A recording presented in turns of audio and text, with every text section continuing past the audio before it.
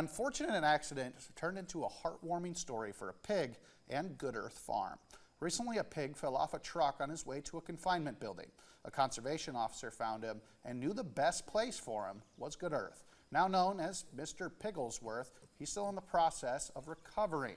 As an animal sanctuary, Good Earth will continue to help him through the rehabilitation process, and he'll soon get introduced to the other animals his size. He slept for about 20 hours that first day that we got him, and then he initially was really interested in food, so that's always a good sign with pigs in particular.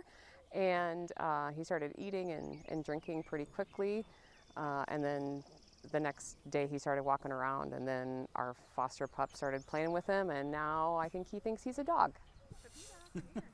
Helping Mr. Pigglesworth fits right into the Good Earth Farm mission of helping animals in need.